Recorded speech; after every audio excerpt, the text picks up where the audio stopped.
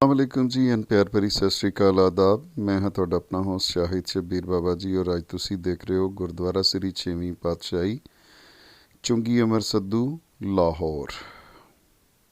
ਬਹੁਤ ਹੀ ਸੋਹਣਾ ਗੁਰਦੁਆਰਾ। ਇਹ ਸੰਨ 47 ਤੋਂ ਬਾਅਦ ਦੀ ਫੋਟੋ ਹੈ ਜੀ। ਦੋ ਮੰਜ਼ਿਲਾ ਗੁਰਦੁਆਰਾ ਹੈ ਔਰ ਇਹਦੀ ਸ਼ੇਪ ਜਿਹੜੀ ਹੈ ਉਹ ਬਾਰਾਦਰੀ ਵਾਲੀ ਹੈ। ਤੁਸੀਂ ਉੱਤੇ ਗੁੰਬਦ ਦੇਖ ਸਕਦੇ ਹੋ, ਉਹਦੇ 'ਚ ਤਿੰਨ ਤਿੰਨ ਦਰ ਬਣੇ ਹੋਏ ਨੇ ਚਾਰੋਂ ਪਾਸੇ, ਯਾਨੀ ਕਿ ਗੁਰਦੁਆਰਾ ਜਿਹੜਾ ਬਾਰਾਦਰੀ ਦੀ ਸ਼ੇਪ ਦੇ ਵਿੱਚ ਸੀ।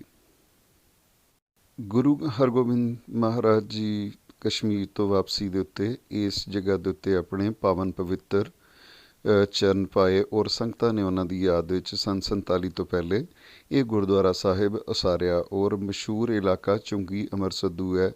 ਇਸ ਬਾਰੇ ਦੇ ਵਿੱਚ ਬਹੁਤ ਜ਼ਿਆਦਾ ਸਾਰੇ ਜਿਹੜੇ ਅੱਜ ਕੱਲ੍ਹ ਦੇ ਬੱਚੇ ਨੇ ਜਿਨ੍ਹਾਂ ਨੂੰ ਹਿਸਟਰੀ ਦਾ ਬਿਲਕੁਲ ਨਹੀਂ ਪਤਾ, ਉਹ ਇਹਦੇ ਬਾਰੇ 'ਚ ਅਜੀਬੋ ਗਰੀਬ ਕਹਾਣੀਆਂ ਗੱਲਾਂ ਲੋਕਲ ਲੋਕਾਂ ਤੋਂ ਪੁੱਛ ਕੇ, ਕਦੀ ਵੀ ਜਿਹੜੀ ਇਹ ਹਿਸਟਰੀ ਹੈ ਲੋਕਲ ਲੋਕਾਂ ਨੂੰ ਨਹੀਂ ਪਤਾ ਹੁੰਦੀ, ਉਹ ਬਿਲਕੁਲ ਬਹੁਤ ਹੀ ਗਲਤ ਦੱਸਦੇ ਨੇ ਔਰ ਉਹੀ ਹਿਸਟਰੀ ਜਿਹੜੀ ਹੈ ਅੱਜ ਕੱਲ੍ਹ ਲੋਕ ਫੇਸਬੁੱਕ 'ਤੇ ਪਾਈ ਜਾਂਦੇ ਨੇ ਜਿਨ੍ਹਾਂ ਨੂੰ ਸਿੱਖ ਹਿਸਟਰੀ ਦੇ ਬਾਰੇ 'ਚ ਕੱਖ ਵੀ ਨਹੀਂ ਪਤਾ।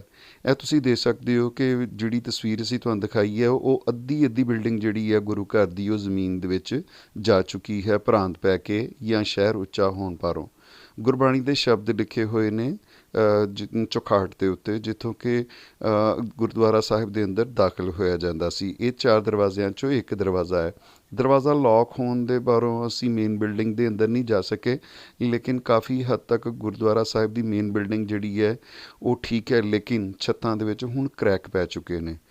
ਕਰੈਕ ਪੈਣ ਦੇ ਪਰੋਂ ਪਾਣੀ ਜਿਹੜਾ ਹੁਣ ਬਾਰਿਸ਼ਾਂ ਦਾ ਉਹ ਅੰਦਰ ਆਉਣ ਲੱਗ ਪਿਆ ਔਰ ਇਹ ਗੁਰਦੁਆਰਾ ਸਾਹਿਬ ਮਿਕਸ ਬਣਿਆ ਹੋਇਆ। ਨਾਨਕਸ਼ਾਹੀ ਇੱਟ ਵੀ ਇਸਤੇਮਾਲ ਹੋਈ ਹੈ ਔਰ ਨਾਲ ਦੀ ਨਾਲ ਹੀ ਇਹਦੇ ਵਿੱਚ ਬ੍ਰਿਟਿਸ਼ ਇੱਟ ਵੀ। ਦੇਖੋ ਇਹ ਤੁਸੀਂ ਛੱਤ ਦੀਆਂ ਤਸਵੀਰਾਂ ਦੇਖ ਰਹੇ ਹੋ ਕਿ ਇਹਦੇ 'ਚ ਦਰਾੜਾਂ ਪੈ ਰਹੀਆਂ ਨੇ, ਪੌੜ ਪੈਂਦੇ ਪਏ ਨੇ, ਉੱਤੇ ਹੁਣ ਬੂਟੇ ਉੱਗੇ ਹੋਏ ਨੇ ਔਰ ਇਹ ਗੁਰਦੁਆਰੇ ਸਾਹਿਬ ਦੀ ਕੋਈ ਸੇਵਾ ਸੰਭਾਲ ਕੋਈ ਖਾਸ ਨਹੀਂ ਹੈ, ਜਿਸ ਵਜ੍ਹਾ ਦੇ ਨਾਲ ਇਹ ਗੁਰਦੁਆਰਾ ਸਾਹਿਬ ਇੱਥੇ ਹੁਣ ਆਪਣੇ ਸਮਝ ਲਓ ਤੁਸੀਂ ਕਿ ਅੱਧੇ ਤੋਂ ਜ਼ਿਆਦਾ ਬਿਲਡਿੰਗ ਜਿਹੜੀ ਹੈ ਉਹ ਖਰਾਬ ਹੋਣ ਦੇ ਨੇੜੇ ਪਹੁੰਚੀ ਹੋਈ ਹੈ। ਗੁਰਦੁਆਰਾ ਸਾਹਿਬ ਤੋਂ ਬਾਹਰ ਅਗਰ ਤੁਸੀਂ ਦੇਖੋ ਤਾਂ ਇੱਕ ਵਿਸ਼ਾਲ ਜਗ੍ਹਾ ਖਾਲੀ ਪਈ ਹੋਈ ਹੈ ਜਿੱਥੇ ਕਿ ਸਰੋਵਰ ਸਾਹਿਬ, ਔਰ ਉਸ ਤੋਂ ਬਾਅਦ ਜਦੋਂ ਮਤਲਬ ਕਿ ਕੋਈ ਵੀ ਫੈਸਟੀਵਲ ਹੁੰਦਾ ਸੀ, ਸਿੱਖ ਫੈਸਟੀਵਲ ਹੁੰਦਾ ਸੀ, ਅਤੇ ਇੱਥੇ ਬਹੁਤ ਜ਼ਿਆਦਾ ਸਾਰੀਆਂ ਸੰਗਤਾਂ ਇਕੱਠੀਆਂ ਹੁੰਦੀਆਂ ਸਨ ਔਰ ਬਹੁਤ ਰੌਣਕਾਂ ਲੱਗਦੀਆਂ ਸਨ।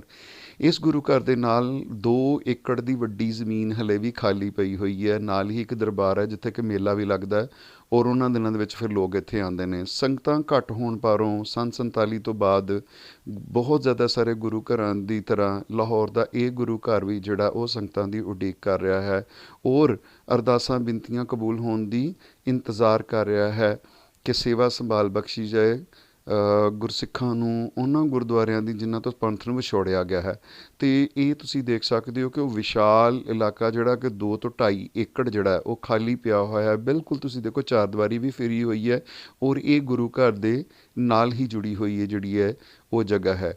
ਅਤੇ ਗੱਲ ਹੈ ਤਾਂ ਇਸ ਅਮਰ ਦੀ ਹੈ ਕਿ ਸੰਗਤ ਜਿਹੜੀ ਹੈ ਉਹ ਬਹੁਤ ਥੋੜ੍ਹੀ ਹੈ, ਗੁਰੂ ਘਰ ਤਾਂ ਬਹੁਤ ਜ਼ਿਆਦਾ ਸਾਰੇ ਪਏ ਹੋਏ ਨੇ। ਇਹਨਾਂ ਨੂੰ ਆਬਾਦ ਕਰਨਾ ਸੰਗਤ ਦਾ ਕੰਮ ਹੈ। ਸੰਗਤ ਇੱਥੇ ਆਏਗੀ ਅਤੇ ਗੁਰੂ ਘਰ ਆਬਾਦ ਹੋਣਗੇ, ਵਰਨਾ ਗੁਰੂ ਘਰ ਆਬਾਦ ਕਰਕੇ ਅਤੇ ਉੱਥੇ ਸੰਗਤ ਨਾ ਹੋਈ ਅਤੇ ਗੱਲ ਤਾਂ ਫਿਰ ਉਹੀ ਹੈ। ਇਸ ਵਾਸਤੇ ਸੰਗਤ ਤੋਂ ਪੁਰਜ਼ੋਰ ਅਪੀਲ ਹੈ ਕਿ ਜਿੱਥੇ ਵੀ ਗੁਰਦੁਆਰਾ ਸਾਹਿਬ ਦੀ ਸੇਵਾ ਸੰਭਾਲ ਦੀ ਗੱਲ ਕੀਤੀ ਜਾਂਦੀ ਹੈ, ਸਭ ਤੋਂ ਪਹਿਲੇ ਉੱਥੇ ਸੰਗਤ ਦੇ ਰਹਿਣ ਦਾ ਬੰਦੋਬਸਤ ਔਰ ਸੰਗਤ ਨੂੰ ਉੱਥੇ ਪਹਿਲੇ ਆਉਣ ਵਾਸਤੇ ਜਾਂ ਰਹਿਣ ਵਾਸਤੇ ਕਿਹਾ ਜਾਏ, ਫਿਰ ਹੀ ਗੁਰੂ ਘਰਾਂ ਦੀ ਉਸਾਰੀ ਕੀਤੀ ਜਾਏ, ਤਾਂ ਕਿ ਗੁਰਦੁਆਰਾ ਸਾਹਿਬ ਜਿਹੜੇ ਨੇ ਉਹਨਾਂ ਨੂੰ ਆਪਣੀ ਰਹਿਤ ਮਰਿਆਦਾ ਦੇ ਤਹਿਤ ਦੁਬਾਰਾ ਤੋਂ ਫਿਰ ਤੋਂ ਆਬਾਦ ਕੀਤਾ ਜਾ ਸਕੇ ਔਰ ਉੱਥੇ ਗੁਰੂ ਮਹਾਰਾਜ ਜਿਹੜੇ ਨੇ ਉਹ ਬਿਰਾਜਮਾਨ ਹੋਣ। ਅਤੇ ਗੱਲ ਕਰ ਰਿਹਾ ਸੀ ਕਿ ਵੀ ਅੱਜ ਕੱਲ੍ਹ ਲੋਕ ਉੱਠਦੇ ਨੇ, ਮੋਬਾਈਲ ਲੈਂਦੇ ਨੇ, ਉਹ ਨਿਕਲ ਆਉਂਦੇ ਨੇ ਔਰ ਵਲੋਗਸ ਬਣਾਉਂਦੇ ਨਿੱਕੇ ਨਿੱਕੇ, ਔਰ ਉਹਦੇ 'ਤੇ ਲੋਕਾਂ ਨੂੰ ਹਿਸਟਰੀ ਬਿਲਕੁਲ ਵੀ ਨਹੀਂ ਪਤਾ ਹੁੰਦੀ ਔਰ ਝੂਠੀਆਂ ਕਹਾਣੀਆਂ ਜਿਹੜੀਆਂ ਨੇ ਉਹ ਗੁਰੂ ਘਰ ਦੇ ਨਾਮ ਦੇ ਨਾਲ ਜੋੜ ਦਿੰਦੇ ਨੇ।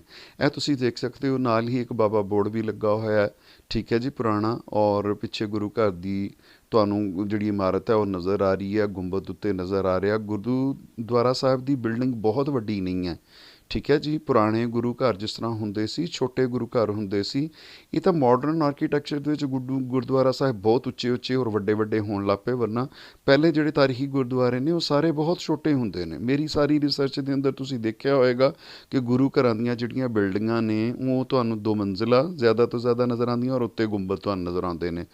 ਤੋਂ ਹੱਥ ਜੋੜ ਕੇ ਬੇਨਤੀ ਹੈ ਕਿ ਇਹ ਟੱਪੂ ਟਪੋਸਣੀ ਜਿਹੜੇ ਮੋਬਾਈਲ ਚੁੱਕ ਕੇ ਅੱਜ ਕੱਲ੍ਹ ਤੁਰ ਪਏ ਨੇ ਔਰ ਤੁਹਾਨੂੰ ਝੂਠੀਆਂ ਮਨ ਘੜਤੀਆਂ ਹਿਸਟਰੀ ਸੁਣਾਉਂਦੇ ਨੇ, ਪਲੀਜ਼ ਉਸ 'ਤੇ ਅਮਲ ਨਾ ਕਰੋ ਔਰ ਰੀਅਲ ਹਿਸਟਰੀ ਜਿਹੜੀ ਹੈ ਪੂਰੇ ਸੋਰਸਿਸ ਦੇ ਨਾਲ ਜਾਣ ਕੇ ਉਹਨੂੰ ਫਿਰ ਉਹਨੂੰ ਲਾਈਕ ਕੀਤਾ ਕਰੋ ਔਰ ਸ਼ੇਅਰ ਕੀਤਾ ਕਰੋ। ਰੱਬ ਰੱਖਾ।